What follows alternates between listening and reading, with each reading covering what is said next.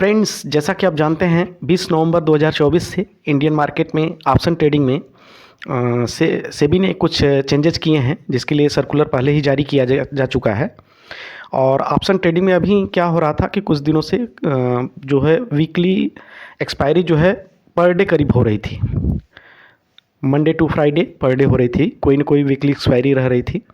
जैसे कि मंडे को आपका मिड कैप का था, बैंकेक्स का रहता था, और ट्यूसडे को फिन निफ्टी का एक्सपायरी रहता था वीकली, वेडनेसडे को बैंक निफ्टी का, थर्सडे को निफ्टी 50 का, और फ्राइडे को सेंसेक्स की एक्सपायरी रह रही थी।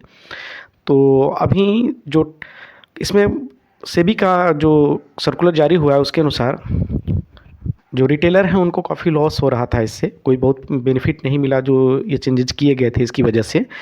तो इसको ध्यान में रखते हुए सेबी ने फिर से ये सर्कुलर जारी किया है कि अब वीकली एक्सपायरी सिर्फ दो सेगमेंट में होगी। तो बीएससी और एनएससी को चूज करने के लिए ऑप्शन दिया गया था, जिसमें बीएससी ने जो है कि बीएससी का सेंसेक्स की एक्सपायरी रहेगी बीएससी की तरफ से, ये डिसाइड किया है कि सेंसेक्स की एक्सपायरी होगी बीएससी की तरफ से, और एनएससी की तरफ से एनएससी ने जो है कि चूज किया है निफ्टी 50 में, उसकी वीकली एक्सपायरी होगी, वीकली और मंथली भी। बाकी जो mid cap, Fin Nifty, Bank Nifty में एक्सपायरी होती थी वो वीकली एक्सपायरी बंद हो जाएगी, और ये जो मंथली एक्सपायरी थी वो एज इट इज जारी रहेगी पहले की तरह ही। तो आप उसमें भी ट्रेडिंग कर सकते हैं, ऐसा मत सोचिए कि वो बंद हो जाएगा, उसमें भी आप ट्रेडिंग कर सकते हैं, लेकिन उसकी एक्सपायरी जो है फ्यूचर की तरह मंथली रहेगी। तो आप उसमें ट्रेड करिए। एक तरह से थीटा डीके जो होता था उसका बेनिफिट मिलेगा आपको, बायर को स्पेशली, क्योंकि स्लो हो जाएगा मंथली एक्सपायरी रहेगी तो। और लास्ट डे में जो रहेगा उस दिन तो यानी मंथ के लास्ट में वहाँ पे एक्सपायरी आपको अच्छी खासी मिलेगी कई, लेकिन उससे पहले जो रहेगा वो सिर्फ निफ्टी 50 और सेंसेक्स की एक्सपायरी मिलेगी वीकली बेसिस पर। उसी के रिगार्डिंग अभी जो है कुछ लाट साइज़ में परिवर्तन कर रहा है सेबी, और ये जो 20 नवंबर से लागू होंगे, जिसके लिए 4 नवंबर को, पिछले 4 नवंबर को सेबी ने सर्कुलर जारी किया है। उसके अनुसार अभी जो सिचुएशंस रहेगी, बैंक निफ्टी में लॉट साइज़ 30 का हो जाएगा, यहाँ पे आपको सामने दिख रहा है, और इसको माइंड में करिए और ध्यान में रख के आप काम करिए। बैंक निफ्टी का लाट साइज़ 30 का हो जाएगा, अभी क्या है, अभी 15 का है।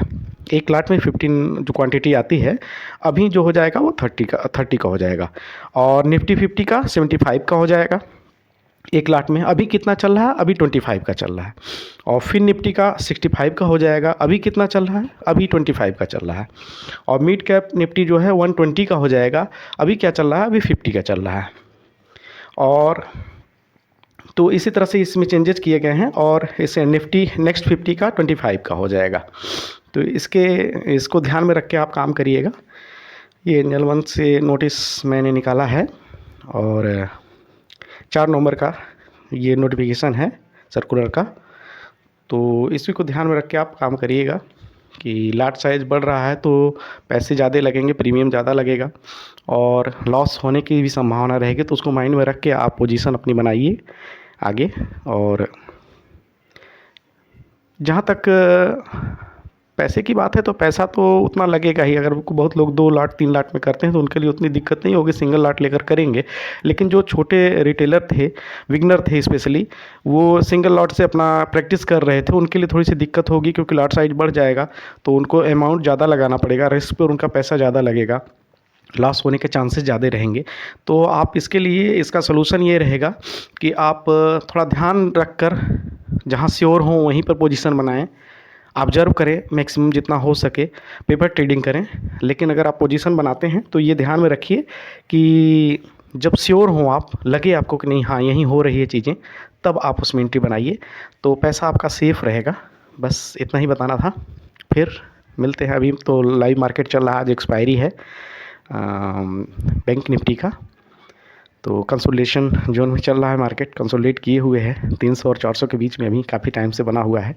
देखते हैं आगे क्या होता है। Thank you so much. इसके साथ ही मिलते हैं फिर नेक्स्ट वीडियो में।